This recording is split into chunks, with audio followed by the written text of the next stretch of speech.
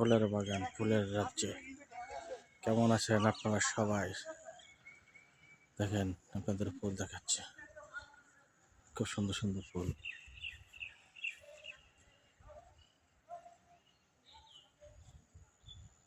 আসসালামু আলাইকুম। এই যে এখন আপনারা দেখতে পাচ্ছেন শীতের মৌসুমে কি সুন্দর সুন্দর ফুল ফুটেছে। দেখলে মন জুড়ে যায়, কি সুন্দর ফুল।